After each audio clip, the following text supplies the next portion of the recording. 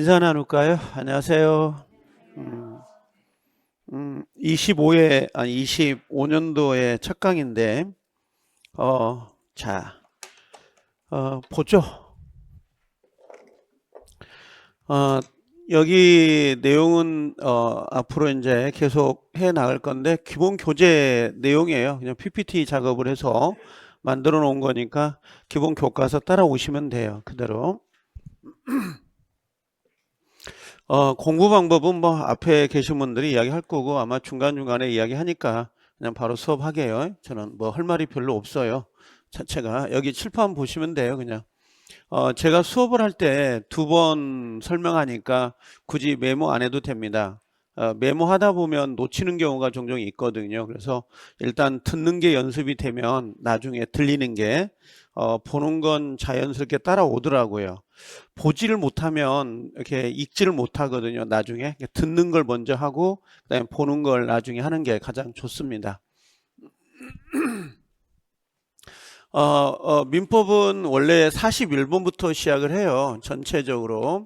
민법 그러는데 민법은 전체적으로 4개 정도로 나눠져 있습니다. 다 알고 계시겠지만 하나가 민법 총칙이라고 하는 게 있고 그 다음에 두 번째 들어오는 게 물권법이거든요. 물권법 이렇게 들어오고 그 다음에는 원래 채권법인데 채권이란 말을 쓰지 않고 채권 발생 원인인 계약이라는 걸 설명을 합니다. 그래서 계약법 이렇게 들어오고 그 다음에 민사특별법이라고 하는 걸 이야기하지만 실제는 민사특별법은 뭐 특별법은 특별법이죠. 근데 예를 들면 어떤 게 있냐면 가등기 담보 등에 관한 법률이 있거든요. 특별법에. 네, 그 친구는 저당권의 특별법이에요. 저당권의 특별법이고 그 다음에 주택임대차 보호법이나 상가건물 임대차 보호법은 민법의 임대차의 특별법이에요. 그러니까 민법 전체에 대한 특별법보다는 각 권리들의 특별법이라고 보시면 되는데 요게 특별법이라고 해서 요게 나오죠. 우리 중개사법 시험은 시행령이 들어가 있거든요. 그래서 이걸 개정하려면 통과가 되어야 되는데 요게 15% 내게 돼 있어요. 원래 이 아예 그 시험 요강 자체가. 그래서 이 친구는 6문제가 배정이 돼요. 6문제가 배정이 되는 거고 민법 총칙은 10문제가 물권법은 14문제, 계약법 10문제, 그래서 총 40문제가 배정이 되거든요. 요 정도는 여러분도 알고 계시죠? 무엇 때문에? 경험치 때문에. 그렇죠? 경험치 때문에 알고 계실 수 있는데 여기서 24문제만 맞히면 돼요. 24문제만 뭐 맞으면 되는 거니까 24문제는 뭐 그냥 할 수 있을 것 같아요. 이건요. 민법 전체를 하라고 하면 어렵습니다. 근데 24문제는 충분히 맞춰가니까 하나씩 내가 아는 걸 넓혀가는 거 24개까지 그게 제일 중요해요. 그래서 오늘 2문제를 할 건데 24개에서 2문제를 오늘 할 거거든요. 그럼 22문제만 더 맞으면 돼요. 24문제 중에서. 그렇게 넓혀가야 되지 막연하게 민법을 공부하겠다 그러면 그게 수험생활이 한 3년 갈 겁니다. 그렇게 하지 마시고 1년 만에 끝낼 수 있는 방법은 그냥 내가 하나씩 한 문제씩 꼼꼼하게 완전히 파는 형태로 해가지고 24문제를 맞춰 놓으시면 되거든요. 그리고 될 수 있으면 1월달 2월달 들어오면 2차 과목을 좀 많이 하세요. 제가 1차 과목이니까 1차를 많이 하세요 그거보다는 2차를 많이 하세요. 1년 만에 끝내려고 한다면 동차를 하려고 한다면 2차를 많이 하다 보면 1차는 1월달 5월달 뭐 8월 9월 10월 되더라도 놓지를 않아요. 무조건 1차는 가거든요. 그러니까 2차는 가는데 2차가 안 돼 있으면 나중에 5월 6월 가서 난 점수 안 나와 나 2차 포기하고 1차만 가야 되겠다. 내년에 가서 뭐 2차 하지. 그렇게 되면 수험생활이 또 길어질 수 있거든요. 될 수 있으면 1월 2월에 2차 과목을 좀 신경을 많이 쓰세요. 중개사법이라든지 중개사법이 일단 점수가 나와야 돼요. 공법 필요 없어요. 공법은 50점 맞으면 됩니다. 근데 그걸 왜 쓰더라고요? 막 70점, 막 80점 맞으려고 기를 쓰고 덤비는데 여러분들이 무슨 도시개발 할 겁니까? 이게 그럴 것도 아닌데. 그래서 저 같으면 그냥 나중에 가자면 전국에 공법생 다 그러거든요. 그냥 24개가 아니라 전부 다 그래요. 공부선생님들 막, 제 말 들으면 80점 맞아요. 90점 맞아요. 다 그러거든요. 근데 실질적으로 나중에 가면 특강을 하는데 50점 맞기 특강 이렇게 이야기를 해요. 그러니까 앞뒤가 안 맞는 행위를 하거든요. 그러니까 제가 봤을 때는 중개사법을 좀 80점을 넘는 거, 32개를 넘는 게 일단 가장 목표치입니다. 제가 봤을 때는 그래요. 이게. 근데 어떤 정답은 없다고 분명히 이야기합니다. 근데 그렇다. 내 경험치에. 제가 13년째 중개사 시험장에 가보지만 내년에 가서 올해는 이제 14번째 가긴 합니다만 올해 붙을까 떨어질까 고민 중에 있긴 해요. 이게 올해 떨어지고 내후년에 한 번 더 갈까? 어차피 저는 선택의 폭이 있을 수 있어요. 이게 얄밉죠. 자, 여기 보면 이렇게 돼 있는데 24개를 맞히면 돼요. 30개 맞으면 더 좋죠. 근데 그렇게 용쓰려고 하지 말라고. 그래서 항상 이런 말을 쓰거든요. 열심히 하세요. 이런 말 쓰는데 저는 우리 애한테도 열심히 하란 말 안 해요. 공부를 하고 있는 애인데 그냥 될 수 있으면 성실히 해라고 그래요. 10일간 열심히 하다가 일주일간 퍼즐로 놀아요. 그런 의미가 없거든요. 그냥 매일 2시간씩이라도 꾸준히 하는 게 가장 성공의 지름길이더라고요. 열심히 해서는 성공 못합니다. 성실한 게 성공하더라고요. 나름 먹고 사는 데는 그런 게 있더라고. 자, 이렇게 문제가 나오는데 저는 목표치는 8개예요. 민법 총칙에서 계약법 8개 정도 계산하시면 되고요.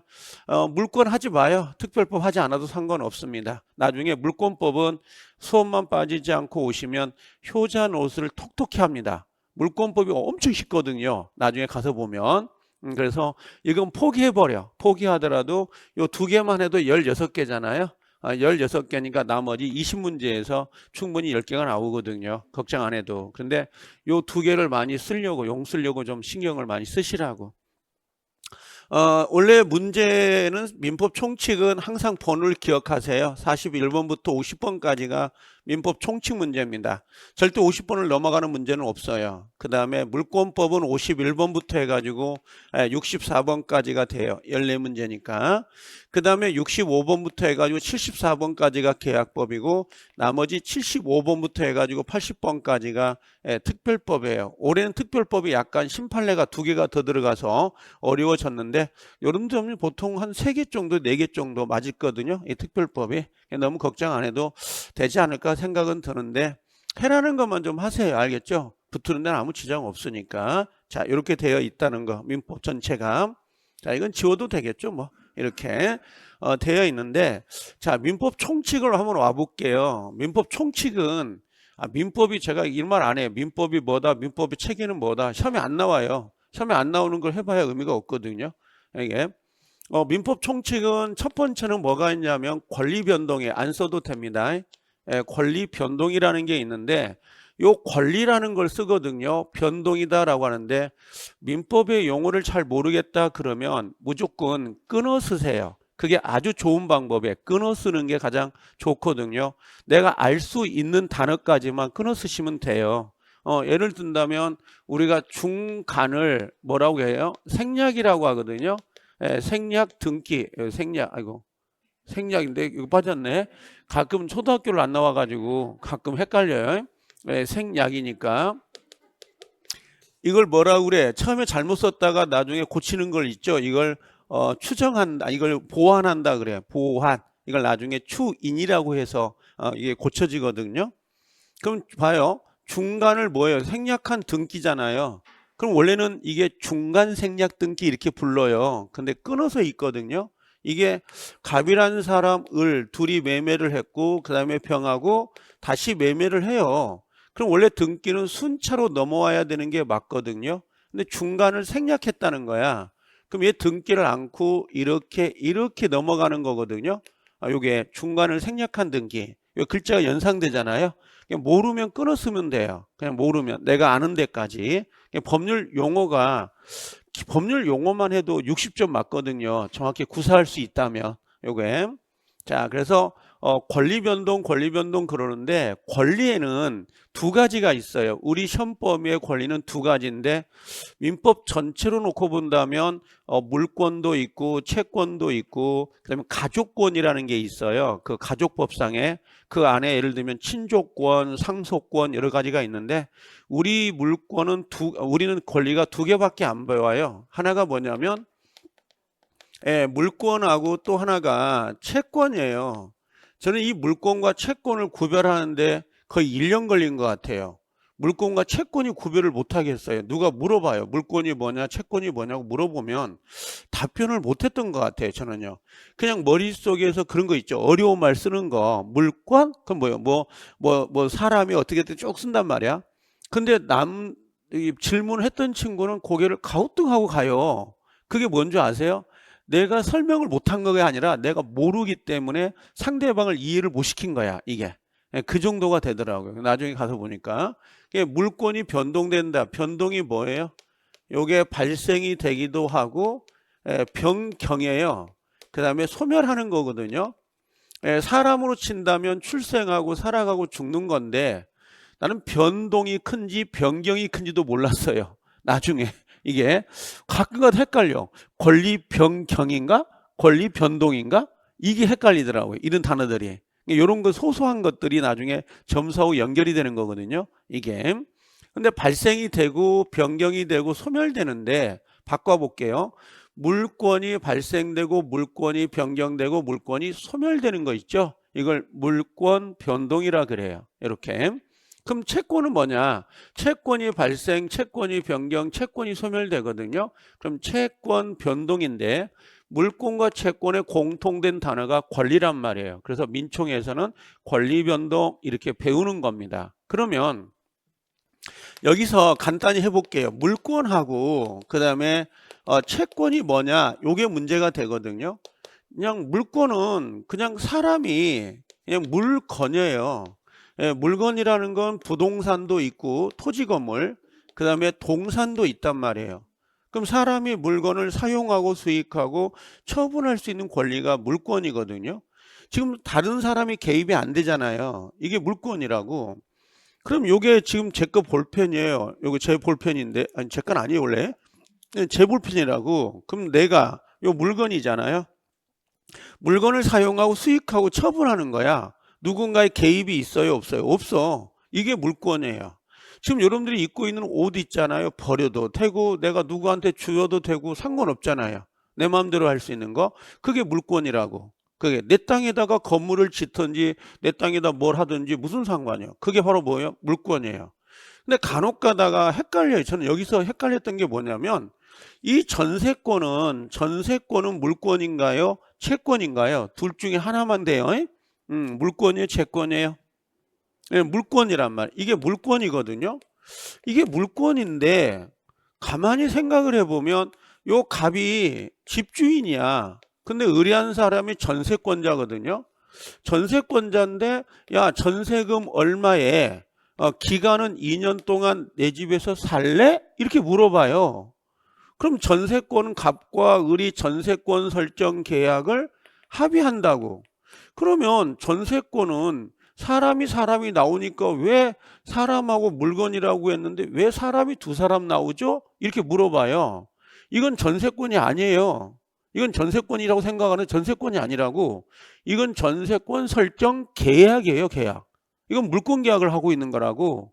그럼 합의가 된 다음에 뭐가 들어가야 돼요? 예, 등기부에 등기가 됐죠. 이 다음부터가 물권이라고. 그럼 전세권이 성립이 되죠.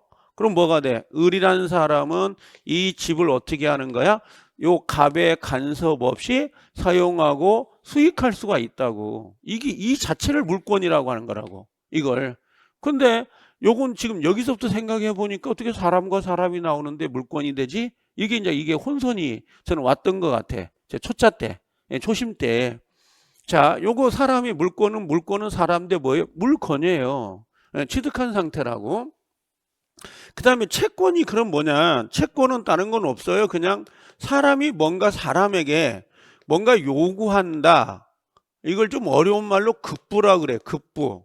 이걸 우리가 한글로 시험 용어로는 이행이라 그래. 이행을 하거든요. 그럼 이행 청구권, 뭘 해달라고 청구하는 거잖아요. 이게 전부 다 채권이에요. 사람이 사람에게 뭔가를 요구하는 건 다 채권이에요.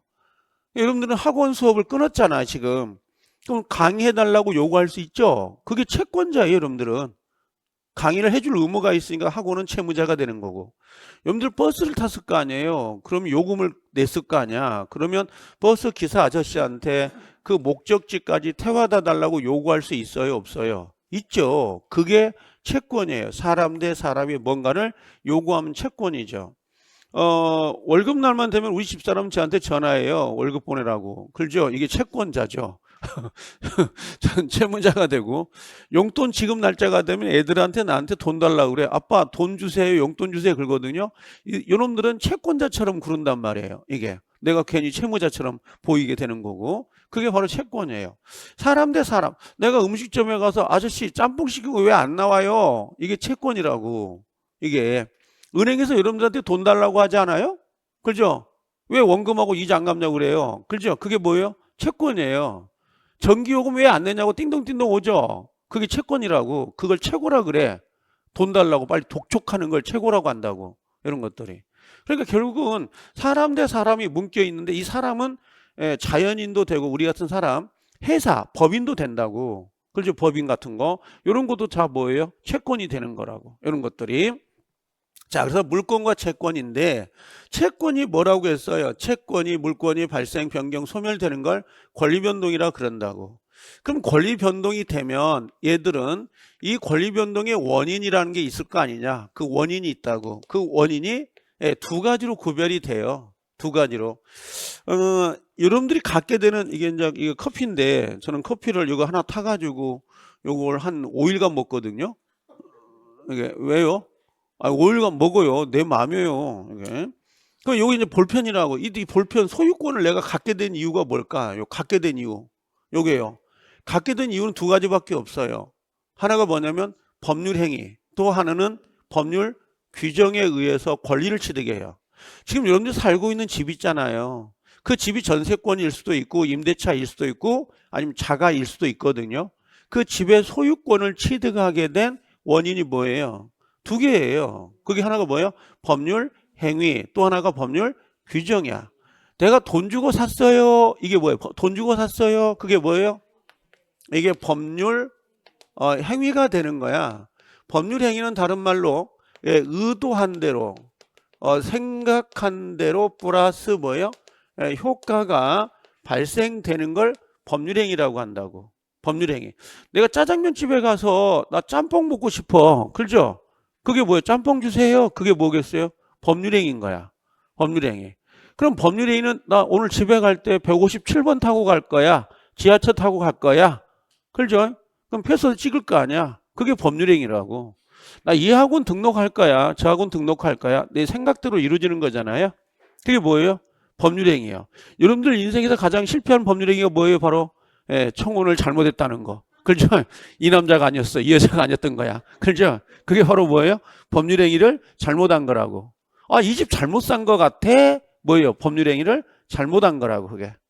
그래서 법률행위다 그러면, 네 꼴은 아닌데, 그냥 계약이라고 해도, 무관해요. 법률행위의 80%가 계약이거든요. 거의 대부분들이. 그 다음에 또 하나가 뭐냐면 법률 규정이 있어요. 법률 규정을 줄여서 뭐라고 한 줄 아세요? 법정이라 그래. 법으로 정해져 있다 이런 말이거든요. 법정입니다. 그럼 지상권하고 나올 때하고 법정 지상권하고 나올 때는 같다 다르다? 다르다. 지상권은 뭐야? 법률행위. 법정 지상권은 법의 규정. 오케이. 그럼 여기에 당사자 의도와는 상관없죠? 바로 뭐예요? 규정에 따라서 플러스 뭐가 나타난다? 효과가 나오는 게 법률 규정, 법정이에요. 여기서 질문해 볼까요? 지금 여러분들 살고 있는 집이 부모님한테 잘 만난 거야. 상속을 받았네? 그렇죠? 상속을 받았다고? 그럼 상속에 의해서 집을 갖게 된 거죠. 법률 행위예요? 법률 규정이에요? 법률 규정인 거야. 나는 우리 아버지하고 사이가 안 좋아요. 나 아버님 돌아가셨네? 나 아버지 재산 물려받기 싫다고. 근데 이게 법의 규정이 그렇게 안 돼 있다고. 내가 받아라는 거야. 그래 받은 거라고. 그게 뭐예요?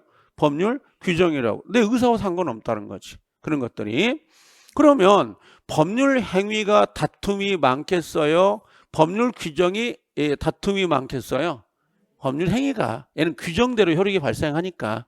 그래서 법률 권리 변동이 끝나면 두 번째를 뭘 배우냐면 민법 총칙은 법률 행위를 배워요. 법률 행위. 법률 행위가. 그럼 법률 행위는 의도한 대로 효과가 발생이 되는 거잖아요.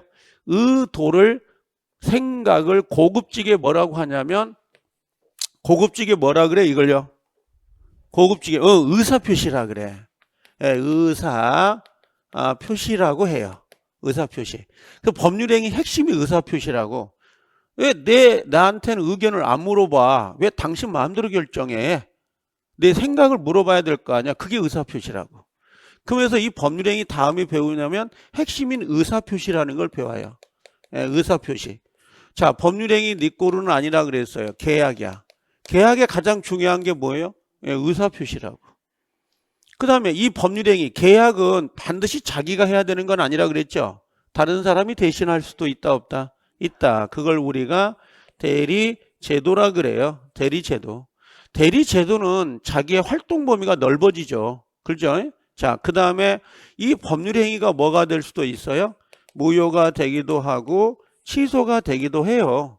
예, 무효 취소가 되는데 우리가 보통 무효 취소는 아무런 효력이 없어요 이렇게 이야기하지만 실질적으로 무효와 취소에 약간 차이가 있어요. 근데 그걸 좀 디테일하게 배우는 거예요 여기에.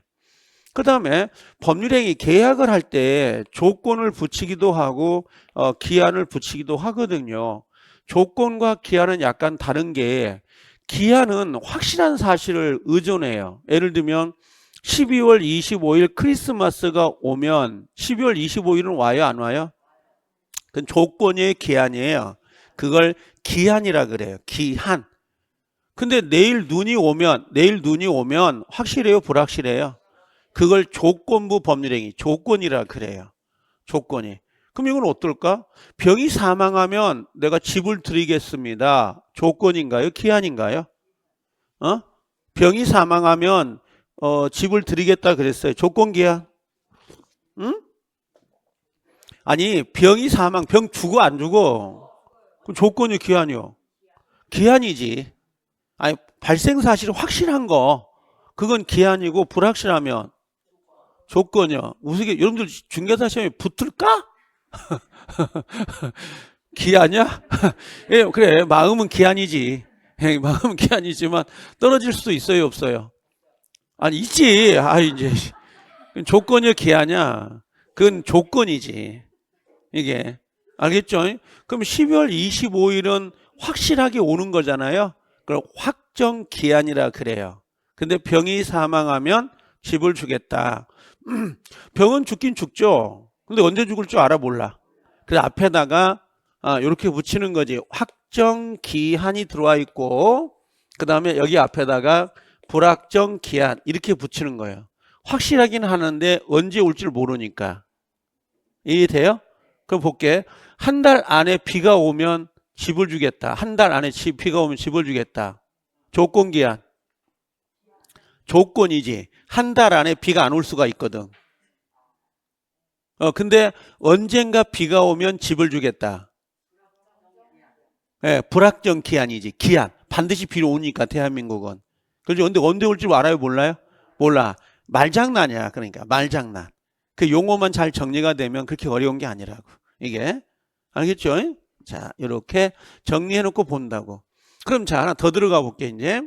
그러면 법률행위가 계약이, 요 법률행위가 되는데, 지금 민법 총칙은 권리변동 하나, 법률행위 하나, 의사표시, 대리제도, 무효취소, 조건기한, 총 6파트를 배워요.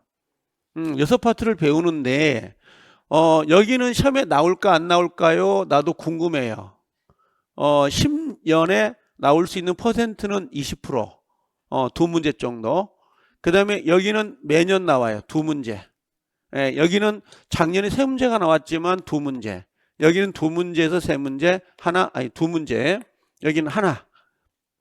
쓰지 않아도 돼요. 이렇다 이 말이에요. 자, 그러면 요거 하나 더 들어가 볼게요.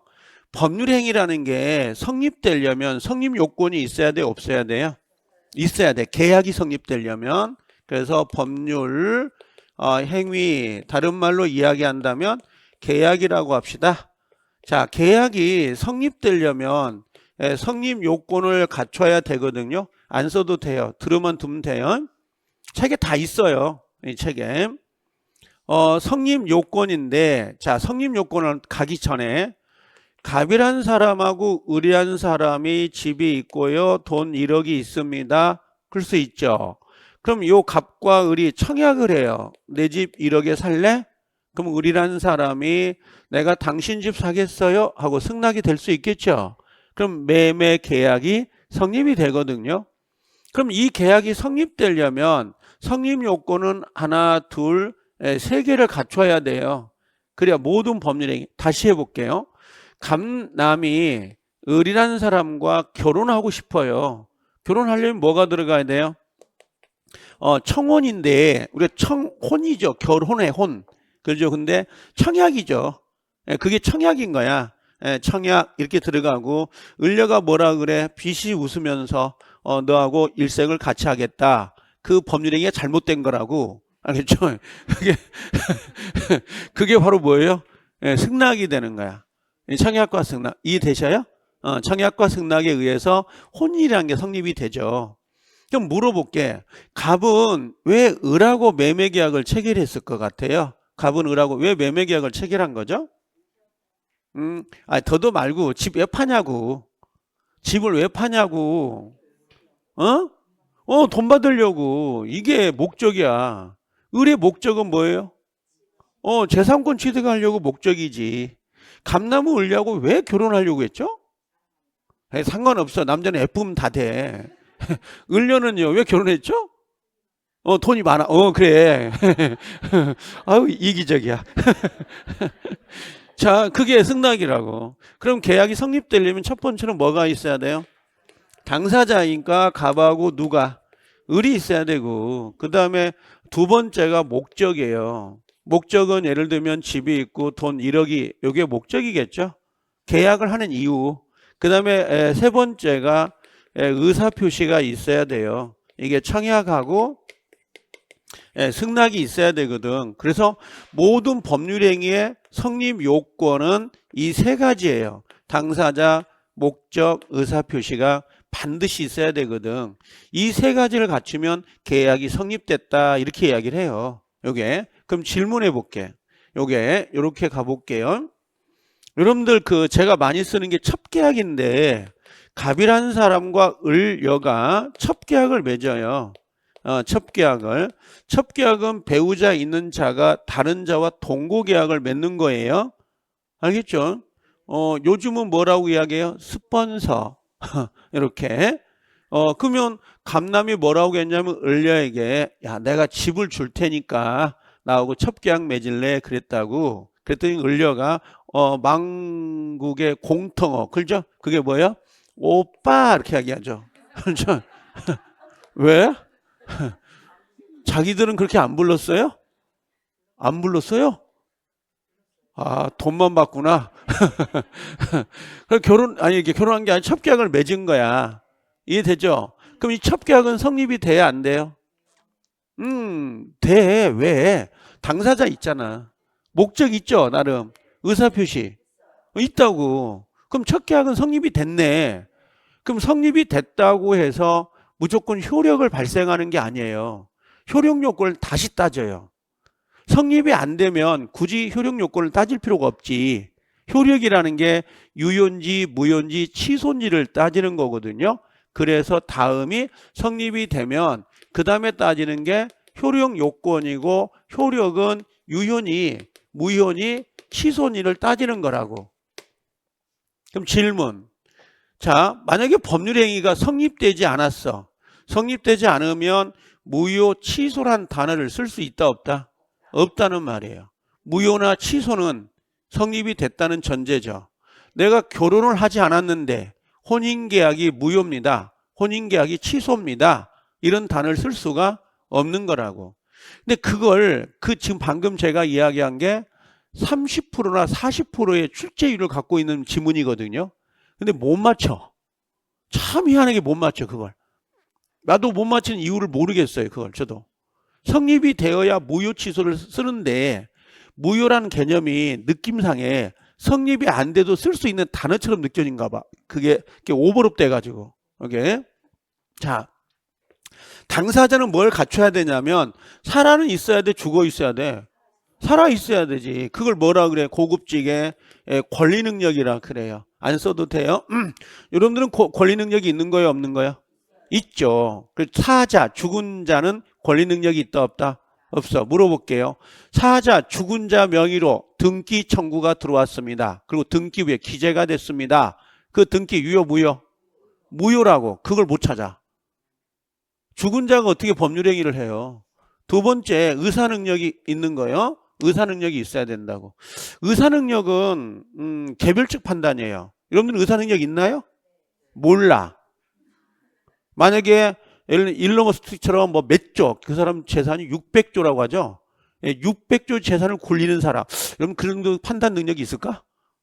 예를 들면 자, 5살짜리 꼬맹이한테 막대 사탕을 줘. 마시니 안 마시니 물어보면 나 맛있다 안 맛있다 판단해 못해요. 해. 근데 그 친구한테 30억짜리 집을 팔아라고 줘. 그럼 올바른 판단할 수 있을까 없을까? 없어. 그게 의사 능력이야. 그래서 의사 능력은 개별적 판단인 거지 획일적으로 판단하지는 않아요. 그 다음에 세 번째는 행위 능력이 있어야 돼. 근데 행위 능력이 없는 사람이 세 사람을 갖다 놓고 이 세 사람을 뺀 나머지는 행위 능력이 있다고 해버려요. 그게 미성년자 행위 능력이었고, 그다음 피성년자, 피한정 요 세 사람을 빼고 나머지는 능력자입니다. 이렇게 하죠. 그럼 자, 권리 능력이나 의사 능력이 없으면 무효 사유가 되고요.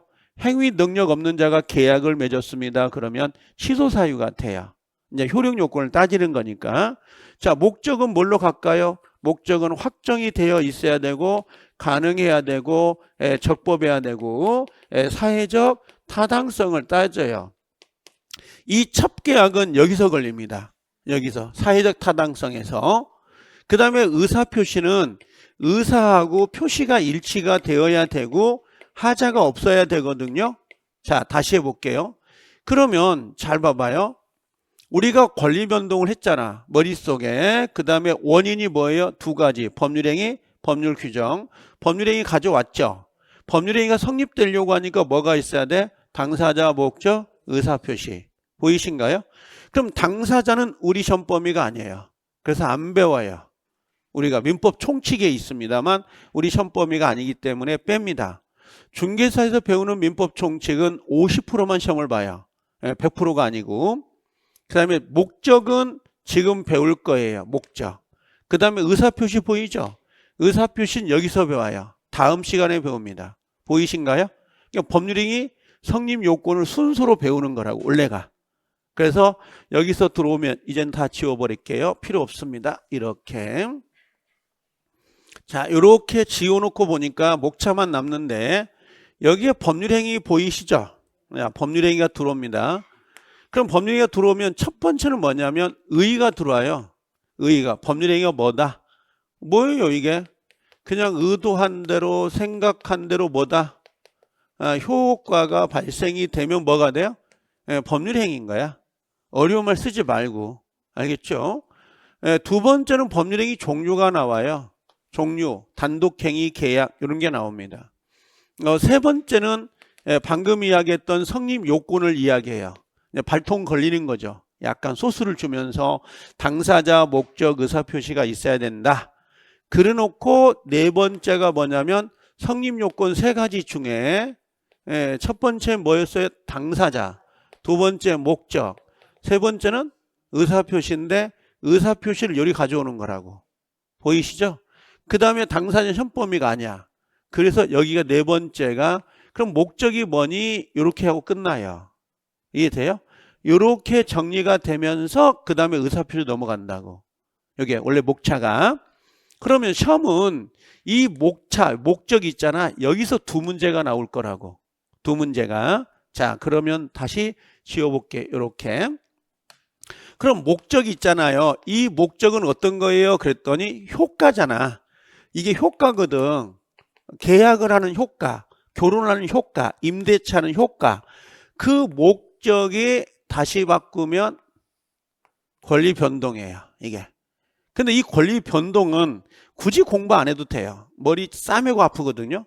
그럼 목적은 첫 번째 뭐가 있어야 되냐면 확정되고 가능하고 적법해야 되고 사회적으로 뭐가 있어야 돼? 타당성이 있어야 돼요. 보이신가요? 올해 문제는 얘가 나올 거예요. 얘가 두 문제 정도 나올 거고 요건 계륵이에요. 이건요. 별 3개짜리가 되는데 얘는 별 5개짜리가 되는 거고. 자, 그러면 교과서를 봐볼까 이제? 교과서를 한번 잠깐 봐볼게요. 보시면 되는데 어디 오냐면 페이지 수 한번 봐볼래요? 22페이지 보이시죠? 권리변동 모습 보이신가요? 지금 요구에 똑같아요. 페이지 수는 22페이지네요. 여기가 22페이지 잠깐만요. 22페이지 이렇게 되어 있습니다. 22페이지 권리변동 나와 있잖아요. 그럼 권리가 뭐라고 했어요? 발생되고 변경도 소멸된다. 보이시죠?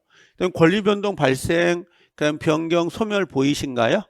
교과서를 PPT로 만든 거니까.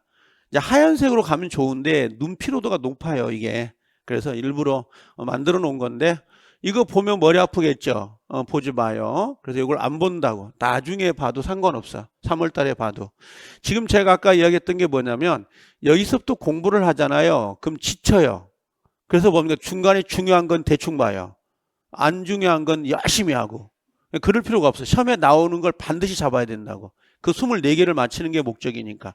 합격한 다음에 공부하세요. 이게. 붙은 다음에 떨어지지 말고. 자, 법률행위 보이죠? 보이신가요? 법률행위는 뭐라고 했어요? 법률행위가 있고 법률 규정 보이신가요? 그럼 요건 의도잖아요. 요건 의도와 별도로 돼 있죠? 보지 마요. 자, 그래서 넘어가면 법률행위 종류가 나오잖아요. 나올 때 단독행위 보인가요? 여기다가 별 이젠 뭔가 5개 갖다 놓으세요. 단독행위를. 찾았어요? 여기가 몇 페이지냐면 23페이지인데? 그게 많이 넘어가나? 그죠? 체크했죠? 자, 그 다음에 넘어가 보면 뭐가 나오냐면 법률행위 성립 요건이 나오는 거야. 보이죠? 25페이지. 성립이 뭐였죠? 당사자 목적 의사표시죠. 그 다음에 효력 요건 나오죠? 그래서 당사자 목적 의사 효력 요건 보이죠? 표시하지 않았어요. 난 표시 안 했는데 표시하고 있네.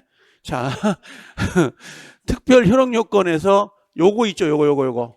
특별 효력 요건 여기다가 별 3개. 하나, 둘, 셋, 넷, 5개인데 애우지 마세요. 표시만 하고 가시라고. 지금 여러분들이 3개짜리를 눈독 들이지 말라고. 5개짜리 그걸 눈독 들이라고. 그래서 우리 퍼센트 개수를 높여가는 게 중요하다고. 퍼센트를. 알겠죠? 어려운 걸 해요? 쉬운 걸 해요? 쉬운 걸 하라고. 시험에 나오는 거 반드시. 알겠죠? 어려운 걸 하지 말라고. 여러분들이 저 상대평가를 가르치거든요. 저도 변리사를 가르치니까, 변리사 민법을 가르치니까, 변리사 시험도 40문제가 나오지만, 변리사 시험은 40문제 중에서 4개 이상을 틀리면 아웃이에요. 거기는 4개 이상을 틀리면 합격을 못 해요. 여러분들은 몇 개? 16개를 틀려도 괜찮다고. 그러니까 절대평가하고 상대평가를 접근한 시험 공부가 달라요. 그러니까 여러분들 이해하지 마세요. 애와도 점수로 나와요. 24개는. 근데 이해하고 문제를 풀려고 하잖아. 정식으로. 그럼 시간이 엄청 걸린다고. 그게 있다고. 암기해 놓으면 이해가 될 수 있거든. 나중에 하면. 그래서 가장 중요한 게 기출문제예요. 기출문제가 가장 중요해요. 다시 그대로 반복됩니다. 30개는. 심판례 중요하지 않아요. 중요하지 않다고. 상대평가, 절대평가에서는. 2-3개 틀려도요. 넉넉해요. 16개를 틀려도 되니까. 그 생각을 하고 가셔야 된다고. 이게. 자, 체크됐죠. 이제 법률의 목적 보여요? 넘겨야죠. 자, 갖다 놓고 저는 여기다 체크할 겁니다. 이거 하세요. 5개로 할 거예요. 5개. 왔죠? 3개인데 5개 갖다 놓으라고, 책에다는. 알아요, 저도. 자, 한 장 더 넘겨볼래요? 29페이지. 29페이지 오면 뭐가 있냐면, 반사회죠. 보이죠? 거기다가 별 5개. 요건 별 5개인데, 이게 10년 동안 한 번도 빠지지 않고 나오는 문제. 얘는 픽스되어 있는 거야, 무조건. 이건 정해져 있는데, 나머지가 아까 확정, 가능, 적법하고, 이 다음에 배우는 이중매매하고, 이 다음에 배우는 불공정 법률행위 중 하나가 걸릴 수가 있다고. 이 파트가. 그래서 갖다 놓는 건데, 다시 돌아올게, 이제. 자, 돌아와 볼래요? 자, 목적. 여기 와볼게요. 자, 이제 어디를 가는지 아시겠죠? 자, 이제 이거 지워버릴게요. 지우고 다시 돌아가 볼게요. 머릿속에 그려져요? 자, 여기 한번 와보면, 지금 우리가 배우는 게 권리변동을 뛰어넘었어요. 저는 보기보다 판서를 좀 많이 하는 편인데 쓰라는 말 안 해요. 들으라는 거고, 이게 수업을 듣다 보면 잠이 와요. 근데 딱딱딱 소리 때문에 잘 안 자더라고요. 변화가 있으니까. 이것만 잡고 있으면 잠 오더라고요, 이게. 그래서 쓰지 말고 체크할 테니까. 요게 끝나면 법률행위 원인은 2가지죠. 법률행위, 법률 규정. 그 중에 법률 행위를 먼저 볼 거고, 요 다음이 의사표시인데, 요 의사표시는 다음 주에 봐요. 그래서 지금 안 보고. 자, 법률행위. 근데 법률행위에서 가장 중요한 게 뭐라고 했어요? 목적. 목적 안에 뭐가 있어야 된다? 4가지가 나오죠. 하나가 뭐예요? 확정이 되어 있어야 되고, 가능해야 되고, 적법해야 되고, 사회적, 타당성이 있어야 돼요. 똑똑한 거. 그렇죠? 이렇게. 여기는 뭐예요? 확과 적사. 애와요, 안 애와요? 안 애와. 쓰잘데기 없는 짓 하지 말고요. 이거. 왜 그러냐면 이거 애와서 처음에 나오면 애우라고 하겠어요. 이거 논술용도 아닌데. 자, 이제 확정인데 이게 뭐냐면 요거예요. 혹시 아침에 나오다 보면 아파트 살다 보면 그 아파트 입구에 수퍼 아저씨하고 좀 보통 친하지 않아요? 나만 그러나? 난 좀 친한 편인데 물건 사러 가면 나와야 될 타임을 놓칠 때가 있어요. 이야기를 하다 보면. 근데 가다 보니까 학원 올려다니까 집 앞에 이렇게 귤 박스가 있는 거야. 하나, 둘, 셋, 4개가. 물어봤어. 이거 얼마냐고 그랬더니 2만 원이래. 전부 다. 그럼 내가 2만 원 드리고 내가 집에 들어갈 때 A, B, C 중에 하나 내가 골라 갈게요. 할 수 있어요, 없어요? 있어. 그럼 자, 질문. 계약 시, 법률행위 시에 계약의 목적물과 가격은 반드시 결정되어 있어야 된다. 확정되어 있어야 된다. OX? X. 언제까지? 잔금치라고 이행기 때까지. 그때까지 확정하면 된다, 안 된다? 된단 말이에요. 그러면 갑과 을이 A 부동산, B 부동산인데 1억짜리고 이게 2억짜리야. 그러니까 둘이 계약을 할 거라고. 계약을 할 건데 계약은 이때 해요. 그럼 보통 계약 시에 A 물건인지 B 물건인지 정해지는 게 일반적이잖아요. 근데 정하지 않고 계약은 됐는데 언제요? 잔금칠할 때. 잔금칠할 때 아니면 등기 칠 때 이때 A인지 B인지 그때 결정해도 된다, 안 된다? 된다. 그래서 이 확정은 다른 거 없어요. 언제냐면 이행기만 알면 돼요. 이행기만. 요게 이행기를 모르겠다 그럼 뭘 써놓으면 돼요? 잔금칠할 때 그때 목적물과 가격이 정해지면 되는 거라고. 그래서 항상 제가 쓰는 게 저희 딸내미 강아지 사달라고 할 때 강아지를 파는 데 갔더니 A개 50만 원, B개는 100만 원이더라고. 그럼 계약할 때 계약금을 드리죠. 10만 원 주면서 내가 우리 딸내미 취향을 모르니까 제가 잔금칠할 때 그때 A개인지 B개인지 가격과 목적을 정하자고 할 수도 있다, 없다? 있어. 그러면 이거네. 자, 여기 보니까 확정이 보이죠? 보이신가요? 제목은 동그라미 쳐야지. 색깔이 있는 걸로. 파란색 같은 거 확정. 그럼 2번 볼래? 2번 밑에 가능 동그라미 쳐요. 가능. 그럼 세 번째 올라가면 적법성 보인가요? 적법성 동그라미. 자, 그럼 다시 돌아올게요. 확정, 가능, 적법, 확정. 자, 법률행위 목적은 확정 동그라미 되어 있거나 또는 장차. 일정한 표준이라고 돼 있죠. 장차 일정한 표준에 의해서 확정될 수 있어야 된다. 장차라는 게 뭐냐면 요게 이행기예요. 이행기인데 잘 모르겠다. 그럼 여기다가 잠금 칠 때 이렇게 생각하면 되죠. 뭐 이렇게. 그럼 자 2번 체크해 볼게요. 이게 30%입니다. 출제율이. 목적물 동그라미 대금은 뭐라고 돼 있어요? 반드시 계약 체결 당시, 여기요. 계약 체결 당시에 구체적으로 확정되어 있어야 되는 게 아니고 언제까지? 사후에라도. 사후가 언제예요? 사후가 요거 이행기. 밑에다가 쓰세요. 이행기. 항상 그 동의어를 기억해 놓으셔야 돼요. 이행기까지 뭐라고요? 확정할 수 있는 방법과 기준이 정해져 있으면 충분하다 그랬어요. 이게 3번씩이나 시험에 기출이 됩니다. 이 지문 하나가. 그래서 꼭 좀 요것만 체크하면 된다. 사후에라도 라고 하는 거. 그러면 시험장에 가면 이게 뭘로 바뀌겠어요?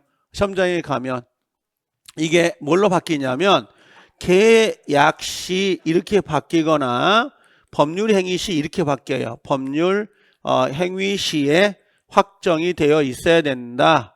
X가 됩니다. 그래서 이 시험 지문이 바뀌는 것까지 체크해 놓으셔야 돼요. 그래 나중에 시험장에 가면 그 지문이 보이거든요. 항상 시험에 접근하려고 노력을 하시라고. 그게 중요합니다. 자, 확정 끝났네요. 그죠? 자, 두 번째 가능 가볼게요. 가능의 반대가 뭐죠, 여러분들? 가능의 반대가 오케이. 가능의 반대가 불가능해요. 그러면 자, 이게 갖다 놓으면 요거네요. 가능은 시험에 안 나와요. 가능의 반대가 불가능이거든요. 근데 이 가짜를 지워요. 그리고 이거 줄여가지고 앞으로 불능이라 그럴 거야. 요 불능이 불가능해요. 아셨죠?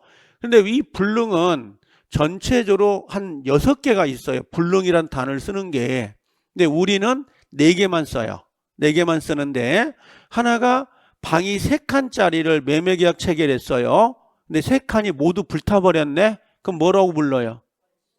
뭔 원시적 불능이야. 전부 불능이지. 전부가 불탄 거잖아요. 그럼 방 3칸 중에 1칸만 타고 2칸 남았네? 그럼 뭘로 가고? 일부 불능 근다고. 전부 불능, 일부 불능 그러는 거지. 요게 만약에 천정에서 금이 가가지고 비가 새네? 그럼 전부 불능이요? 일부 불능이요? 일부가 불능인 거지. 다른 건 괜찮으니까. 자, 그러면 이렇게 해보자고. 갑하고 의리한 사람이 자 계약을 맺었어요. 집을 1억에 계약을 할 거거든요. 근데 계약을 하는데 계약을 할 때에 뭐라고 했냐면 계약은 5월 1일 날 계약을 하거든요. 계약을 했어요. 근데 이 집 있잖아요. 이게 사팔뜨기네. 이게 기울어졌죠. 이렇게 갑이라는 사람과 을하고 이렇게 계약을 합니다. 5월 1일 날. 자, 계약을 하는데 요 집하고 1억을 매매할 거 아니에요? 근데 이 집을 확인해야 안 해요. 현장에 가서. 해봐야지 집이 있는지 없는지. 그래서 4월 29일 날 가서 현장을 확인했어요. 수도꼭지도 틀어보고 물도 내려보고 경관도 보고 좋네 그랬어. 이게 별장이었거든요. 별장. 그래서 구경을 다 했어. 음악도 틀어놓고 알겠죠? 했는데 괜찮더라고. 그리고 나서 이게 5월 1일 날 계약서 쓰기로 약속을 했거든요. 근데 이게 집이 여기서 언제예요? 4월 30일 날 밤 11시에 불나버린 거야. 이게 소실이 된 거지. 근데 그걸 몰랐어. 모르고 5월 1일 날 계약을 맺은 거야. 그럴 수가 있나요? 자기 집이 불났는데 그걸 모를 수도 있어요. 있지. 세상에 우리가 모르는 게 얼마나 많은데 밤 11시에 싹 탔다고 깨끗하게. 이게 누구 소유인 줄 몰랐던 거야. 별장이니까. 그럼 등기부 열람 해봐야지. 계약서를 8시에 썼네. 등기소는 9시에 문 여는데. 모르고 계약서 할 수 있지. 이해돼요? 그러면 계약을 체결은 됐죠. 근데 계약 체결 전에 집이 없어진 거죠. 이걸 뭐라고 하냐면 처음부터 집을 이행할 수 없다. 이게 불능이라는 거야. 처음부터 불가능하다. 이걸 우리가 뭐라고 하냐면 원시적 불능이라고 한다고. 그럼 원시적 불능은 유효예요, 무효예요? 계약은 성립이 된 거야, 안 된 거야? 계약은 됐어. 됐는데 집이 없는 거죠. 그래서 원시적 불능은 무효입니다. 이행할 집이 없으니까. 이행할 집이 없으니까. 자, 그 다음에 두 번째. 계약을 할 땐 집이 있었는데 계약을 하고 나서 잔금 칠할 날짜가 있었을 거 아니에요. 언제요? 6월 1일. 잔금 치고 등기 치자고 그랬거든. 6월 1일 날. 근데 이 사이에 불이 나서 집이 없어질 수도 있어요, 없어요? 있죠. 그렇죠. 계약 이후에 매도자가 라면 끓여 먹다가 홀라당 태울 수도 있고, 매수자가 집 샀다고 구경하다가 담배불로 홀라당 탈 수도 있고, 아니면 이웃에서 불이 옮겨올 수 있어, 없어? 있어. 홀라당, 그렇죠. 천재지변으로 홀라당. 아니면 계약을 했는데 이행하기 전에 수용당해 버린 거야. 그럼 집을 이행할 수 없잖아요. 불능이 생긴다고. 그래서 이걸 우리가 뭐라고 해? 이게 소실됐습니다. 이걸 뭐라고 부른다? 계약 후에 소실됐다. 그래서 얘를 후발적 불능이라 그래요. 그럼 후발적 불능은 계약을 체결할 땐 유효였던 거죠. 그래서 얘는 유효가 되는 거라고. 유효가 이렇게. 그럼 원시적 불능과 후발적 불능을 구별하는 기준점이 뭐예요? 계약 체결 전인지 계약 체결 후인지를 가지고 구별하는 거라고. 자, 여기서 조금만 더 들어가면 돼. 이제 원시적 불능은 자 가져와 볼게요. 여기서 이거 엄청 중요해요. 작년 35회 때 이걸 가지고 4문제를 내요. 4문제가 배정된 문제입니다. 이게. 그래서 올해도 나올까요? 올해 최소한 3문제. 4문제는 안 나올까요? 3문제가 나올 건데 첫 번째는 원시적 불능이에요. 그럼 원시적 불능은 유효인가요? 무효인가요? 무효가 된다고. 그 다음에 자 후발적 불능이에요. 후발적 불능은 유효인가요? 무효인가요? 유효라고. 그럼 민법 총칙은 진짜 농담 많고 여기만 내요. 그 이상은 안 된다고. 근데 이 이상을 계약부로 연결을 해요. 계약법으로. 그래서 원시적 불능은 무효, 후발적 불능은 유효 이렇게 되어 있지만 자 원시적 불능 안에 자 2개로 나눠볼게요. 전부가 소실돼서 전부가 불능인 경우가 있고 일부가 불능인 경우가 있거든. 그러면 자 매도인은 집을 팔아먹을 때 최소한 계약 시까지 집이 있는지 없는지 확인해야 돼, 안 해야 돼요? 해야 돼. 계약을 했어. 5월 2일 날 전화를 해, 을한테. 야, 을 미안해. 우리 계약 체결하기 전에 집이 불타서 없어졌더라? 나도 신세 한탄 하는 거야. 집이 없어져가지고 내가 속상해 죽겠어? 우리 계약 없었던 걸 해야지? 하고 그냥 갚버려. 그러면 이 매수자는 지금 대출을 받아가지고 산 거라고. 중개 수수료 줬고 교통비 식사비도 준 거 아니야. 근데 얘 그냥 가버리네? 그럼 얘는 뭐야? 손해보는 거 아니야. 그렇죠? 그럼 이 매수자는 매도인에게 야 너는 집을 팔아먹으면서 집이 있는지 없는지 확인도 않고 파냐? 너 임마 나 손해본 거 물어줘. 할 수 있어요 없어요? 있다는 거야. 그걸 우리가 뭐라고 하냐면 어려운 말로 계약 체결상 이걸 과실 이걸 책임이라 그래요. 이번에 35회 때 복수정답 처리해 준 거야. 이게. 그래서 계약을 상자가 뭐냐면 과정. 위라는 게 아니라 과정. 계약을 체결하는 과정에 누구에게? 매도인에게 뭐가 있다? 실수. 과실이 있으니까 책임을 져주라 이 말이에요. 지금은 계약 체결상 끊고 과실 끊고 책임 그러지만 나중에는 계약 체결상 과실 책임 이렇게 붙여 있는 거라고. 자, 두 번째는 담보 책임이에요. 담보 책임이라는 건 일부가 불능일 때 나오는 거라고. 그 다음에 두 번째 갈게요. 후발적 불능은 집이 지금 체결한 다음에 집이 있어야 되잖아요. 집이 있는데 그 사이에 소실된 거죠. 근데 이 집이 소실된 원인은 총 3개밖에 없어요. 집이 없어지는 과정이. 그게 누구냐면 채무자의 귀책사유라고 해요. 그럼 채무자가 누굴까요? 집을 넘겨야 될 사람이 누구냐고. 이해가 안 되면 매도인이 매매계약을 체결한 다음에 라면 끓여 먹다가 홀라당 태운 거야. 그때는 뭘로 가야 되냐? 자, 채무자는 집을 이행할 수 있다 없다? 없죠. 그럼 뭘로 가요? 채무를 불이행이라 그래. 채무가 불이행됐으니까 계약을 어떻게 해요? 해지하고 그 다음에 어떻게 들어가? 손해배상 청구권이 들어가는 거라고. 누가요? 매도자가 실수로 불을 냈어.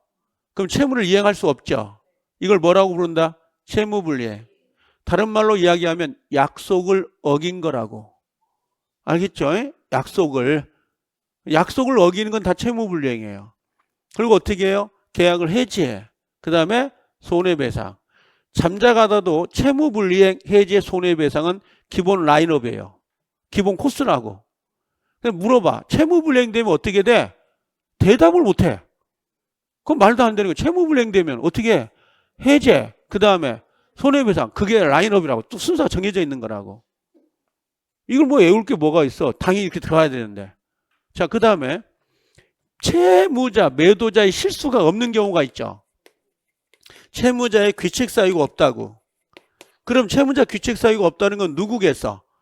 매수자가 실수로 불 질러버린 거야. 집 샀다고 구경하다 담배불로. 아니면 천재지변. 아니면 이웃에서 불이 옮겨와. 화재. 아니면 수용을 당한 거야. 수용. 이거밖에 없어요. 불이 나는 건. 그럼 계약할 땐 집이 있었어 없었어? 있었는데 잔금 칠하기 전에 지진 등으로 인하여 폭삭 주저앉은 거야. 그럼 무슨 문제가 발생된다? 그때를 위험부담이 뭔지는 모르지만 위험부담이란 게 나와. 자, 다시 문제를 내볼게요. 해볼게요. 자, 매매 계약을 체결할 땐 집이 있었어. 마지막이야. 집이 있었다고. 근데 잔금을 칠하기 전에 수용당해버렸어. 무슨 문제가 나와요? 위험부담, 수용. 자, 매매 계약을 체결한 이후에 목적물이 매수자의 실수로 화재로 소실돼 버렸어. 그럼 무슨 문제? 위험부담. 다시 해볼게요. 매매계약 체결 이후에 매수자가 실수로 소실됐을 때는 계약을 해지하고 손해배상을 물어준다. OX. X. 오, 잘해. 똑똑해. 이 매수자가 불지르는 거, 천재지변, 수용은 절대 해제란 말을 써서는 안 된다고. 이 해제는 누구만 써야 돼요? 매도자, 채무자의 실수로 소실이 되어야 해제란 말을 쓸 수가 있다고. 나머지는 싹 다 위험부담이라고. 다시 매매계약 체결 전에 봐봐. 여기 매매계약 체결 전에 목적물이 매수자의 실수로 소실이 된 거야. 무슨 문제? 위험부담은 후발적 불능이에요. 계약 체결상 과실책임. 이런 문제가 나올 수 있다고. 나중에 가보면 매수자의 실수로 불을 냈다 그러면 계약 체결상 과실책임은 안 나오긴 해요. 원시적 불능이니까. 무효로 가야 되지만. 그럼 계약 체결 전에 목적물이 소실됐습니다. 그럼 무슨 문제? 계약 체결상 과실책임. 목적물 자체가 계약 체결 전에 목적물이 금이 갔습니다. 그럼 무슨 문제? 담보책임. 소속을 알 수 있겠나요? 어리둥절하죠 지금. 그러면 원시적 불능과 후발적 불능을 먼저 구별하세요. 매매계약 체결 전인지 매매계약 체결 이후인지. 체결 전이면 두 가지가 나와야 되죠. 계약 체결하고 담보 책임만. 계약 체결 이후에 목적물이 소실됐습니다. 그럼 채무불이행하고 위험부담.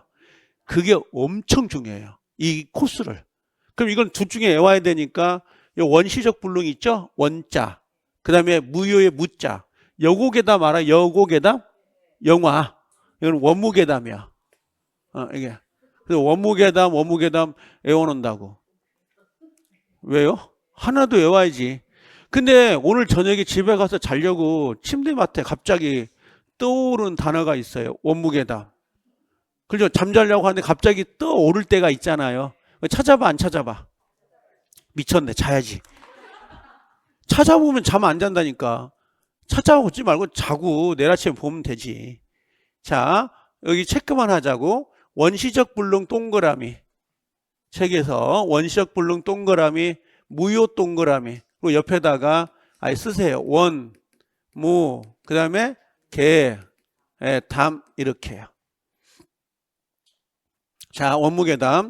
자, 원시적 불능은 두 번째 줄 무효고 그 다음에 뭐야? 계약 체결상 그 다음에 담보 책임. 보이죠? 두 번째 줄. 원무계담 원무계담 이렇게 외워놔야 된다고. 원시적 불능 우리 시험은 여기만 나와요. 민총에서는 이것만 나와요. 원시적 불능은 뭐라고요? 무효. 이것만 시험입니다. 근데 시험장에 가면 원시적 불능 나올까 안 나올까? 원시적 불능이란 말 써줄까 안 써줄까요? 지금 안 써줘요. 지금 뭐라고 쓸까요? 계약 체결 전자를 써줍니다. 그럼 뭘로 가요? 무효. 이게 아무것도 아닌 것처럼 보이지만 이 단어들이 순환이 되어야 해석이 돼요. 계약 체결 전인지 계약 체결 후인지 그 한 글자로 바뀌는 거기 때문에 이걸 알아야 돼. 이걸 알아야지 문제를 풀죠. 내용을 아는 게 중요한 게 아니라니까. 시험이 나왔을 때 어떻게 나오는지를 알아야지. 자, 두 번째. 후발적 불능에서는 뭐라고요?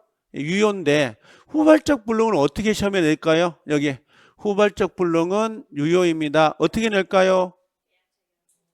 맞아. 여기는 계약 체결 후자를 쓰겠지. 후에 뭐가 됐다? 불능이 됐다. 그럼 여러분들은 후자를 찾아야 되는 거라고. 후발적 불능이라고 정직하게 문제를 내주지 않는다고.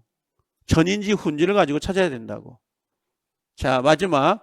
채무자를 이해 못해. 채무자 위에다가 매도인이라고 쓰세요. 이해가 안 되면 매도인. 매도인이 실수로 뭐요? 불능이 된 거죠? 그럼 뭘로 가야 돼? 채무불이행. 채무불이행이라는 단어가 나오는 순간 여러분들은 뻗트 생각나야 돼. 해제. 그 다음에 손해배상.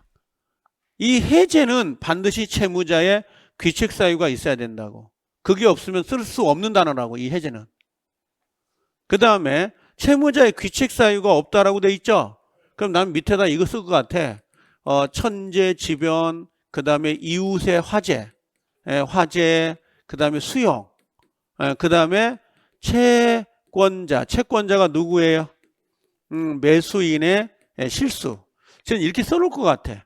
이걸 못 쓰면 나중에 상황을 그려낼 수가 없어요. 이걸. 그래서 그때는 뭐가 된다? 위험부담의 문제가 된다. 그래서 외울 때는 뭘 외워라? 원무계담, 원무계담. 이렇게 외우시라고. 이해가 됐죠? 오케이. 그 정도 됐습니다. 자, 요 정도 정리하고 좀 쉬었다 오면 정리해 드릴게요, 이제. 갔다 쉬었다 오세요, 이제.